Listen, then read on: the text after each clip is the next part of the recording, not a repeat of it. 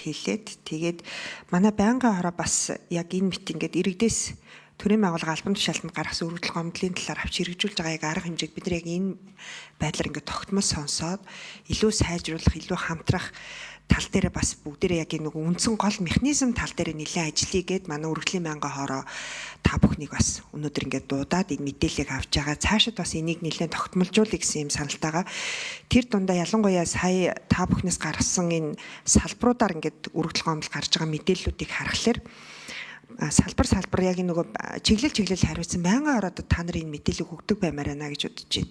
Жишээ нь хууль зүйн байнгын хороон дээр яг энэ хууль зүйн салбартай холбоотой иргэдээс ирж байгаа өргөдөл гомдлын мэдээллийг өгөөд буцаад нөгөө хууль зүйн салбар одоо төрийн байгууллагуудаа эргээд хууль зүйн байнгын хороо энэ асуудлаа сонсдог, ярилцдаг, хилцдэг байх энэ нэг юм горимыг үүсгэх ёстой болов уу гэж харж байна. Тэгэхгүй одоо бид нар энэ дээр жишээ нь хуулийн салбарын эрүүл мэндийн салбарын иргэдийн өргөдөл гомдлыг хилцээд авч өөрөө бид нарт бас зарим чиг үргэлт хамаарахгүй гэдэг олон асуудлууд байгаа. Тэгэхээр энэ дээр нэг эргэж бас бүгдээр ярилцах хэрэгтэй байна. Тэгэхээр бүх одоо бусад нөгөө байнгын хороодод энэ мэдээллийг илүү салбараар нь деталь байдлаар өгөх дээр бүгдээрээ нэг анхаарал ажиллая гэж бодож байна. Тэгээ ялангуяа би нөгөө өөрөө хуулийн салбарын тоонуудыг хараа сууж яхад хууль шүүх цагдаа гэд нэг багцлаад хууль эрх зүйгээр багцлчихад байгаа байхгүй. Тэгэхээр нөгөө шүүх эрх мэдлийн байгууллагууд чинь энэ дунд чи холилдоод яваад байгаа юм шүү дээ гэдгийг нэг ялгах хэрэгтэй болж таарах бах.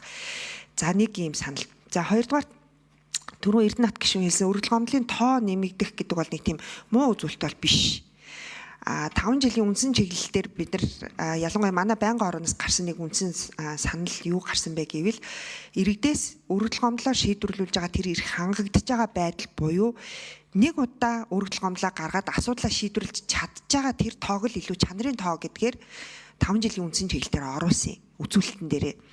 Тэрнээс нөгөө шийдвэрлэж байгаа өргөдөл гомдлын тоо буурсан байдал энэ төр гэвэл энэ ч өөрөө буруу тийш явчих واخгүй юу. Нөгөө бүртгэхгүйгээ орно, нуу хаах руугаа орно тий. Тэгэхээр хэдүүлээ энэ нөгөө нюансууд аягүй сайн гаргаад таад маань мэргэжлийн хүмүүс учраас энэ дээр бас анхаарах хэрэгтэй хаа. Тэгэхээр өргөдөл гомдлын ирж байгаа ялангуяа салбарууд дээр ямар асуудлууд дээр дахин гараад байна вэ гэдэг дээр л хамгийн гол анализ хийх хэрэгтэй болов уу гэж харж байна.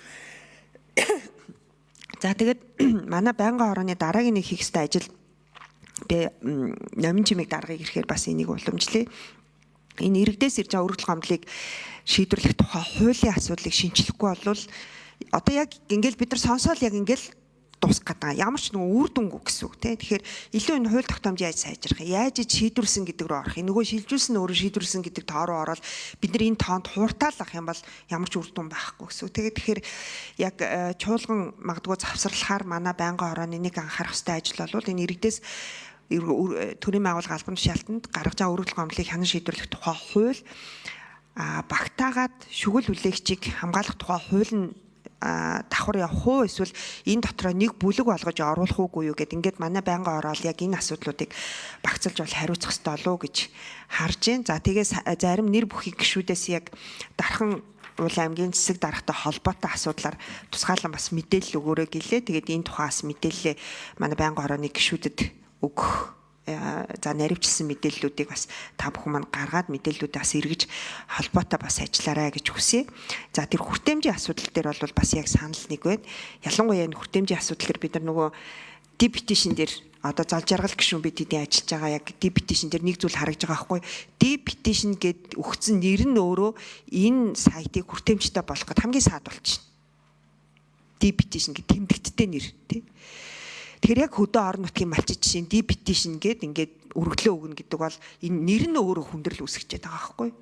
Тэгэхээр ингээд энэ мэтчлэн хэдүүлээ хүртээмжийн асуудал дээр ч гэсэн дараагийн удаа мэдээлэл сонсох дээр илүү энэ дээр байгаа зарим мэдээллүүдийг наривчлаад тэгээд төрийн өмчит компани, төрийн өмчит үйлдвэрийн газрууд дээр ирж байгаа өргөдөл гомдлуудын тоог бас тусдаа гаргаад тэгээ хүртээмжийн үнэлгээтэй ингээд хэдүүлээ дахиж бас яг энэ мэдээллүүдийг нэлээд нарийн ингээд сонсдог болёо. Энийг нэлээд тогтмолжуулъя. Дээрээс нь бусад байнгын хороодуудад бас энэ мэдээллийг өгдөг байх ийм одоо зүйлийг бас хэдүүлээ анхаарч ажиллая гэж хүсэж байна. За ингээд хилцэх асуудалтай холбогдсон